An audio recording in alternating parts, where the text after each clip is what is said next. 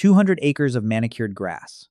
A silence so deliberate, it costs more per square foot than most downtown real estate. Somewhere out there, four men are deciding a business deal over a 9-iron, and you own the grass they're standing on. Golf courses look like the ultimate legacy asset. Land you can't build on, memberships that renew themselves, a clientele with more disposable income than any retail demographic in existence. It reads like the world's most exclusive subscription service, except the subscription is a mortgage on a small country's worth of turf. Here's the paradox nobody tells you at the ribbon-cutting ceremony.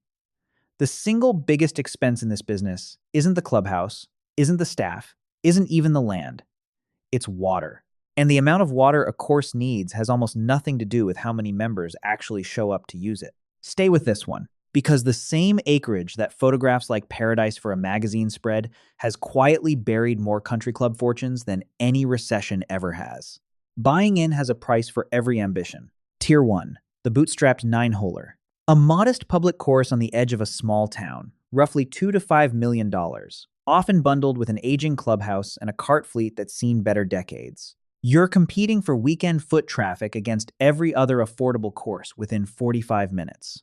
Tier 2, the regional 18-hole club, $15 to $40 million, depending on how close you are to a growing suburb. Now you need an irrigation system engineered by a specialist, a superintendent with real agronomy credentials, and enough member equity buy-ins to fund the clubhouse renovation before the paint even finishes peeling. Tier 3, the institutional flagship, a championship-caliber course tied to a resort or a gated residential development, runs $80 million to well over $200 million once you include the real estate entitlements.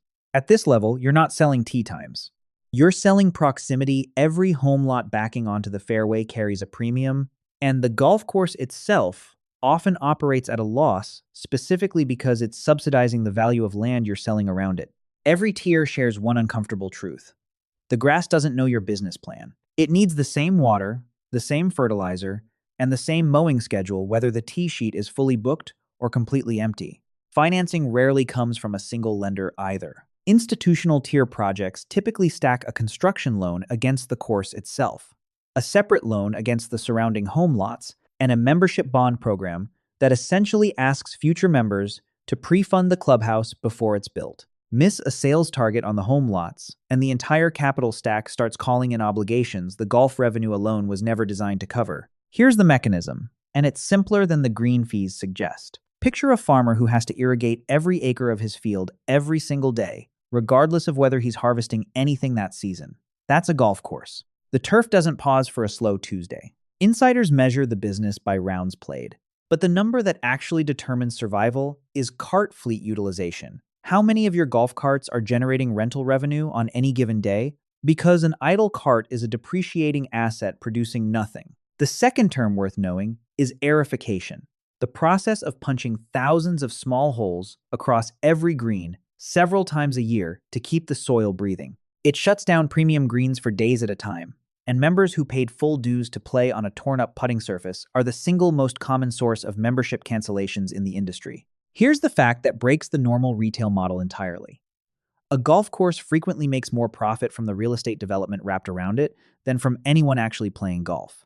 Developers will build and operate a course at a deliberate loss for years, sometimes indefinitely, purely because golf course community adds 15 to 30% to the sale price of every surrounding home lot.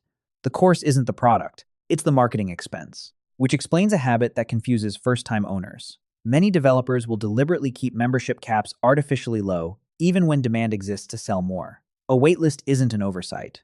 It's a pricing tool. Scarcity on the golf side inflates urgency on the real estate side, and the home lots, not the greens fees, are where the actual margin lives. Walk the fairway and notice how little of it is an accident. The clubhouse is positioned so the 18th green is visible from the bar, engineered specifically, so finishing groups order drinks while their foursome behind them watches and anticipates the same reward. The cart paths curve wide around the pro shop entrance, not because of terrain, but because every golfer walking to their car passes a window display of $300 drivers they didn't come there to buy. The hidden cost lives underground, in a network of irrigation pipe that most owners never think about until it fails. A full course renovation regrading greens, replacing an aging irrigation system, resodding fairways can run into 8 figures, and takes the entire property offline for a full season or longer, during which membership dues either get suspended or members simply leave for a competitor down the road. And there's a liability buried in the water table itself.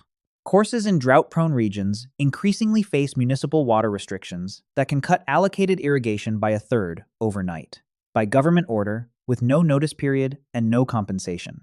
An asset built entirely around consistent, unlimited water access can be legislated into decline by a city council meeting you weren't invited to. Insurance underwriters have taken notice. Some carriers now price golf-adjacent property policies with explicit drought and wildfire riders, treating 200 acres of managed turf less like a recreational amenity and more like an agricultural operation sitting in a flammable landscape. Because increasingly, that's exactly what it is. The history of this industry includes some brutal collapses. Sea Island Company, the storied Georgia resort behind some of America's most celebrated championship courses, expanded aggressively through debt-financed real estate development in the mid-2000s, betting that luxury home sales around the fairways would keep funding the growth.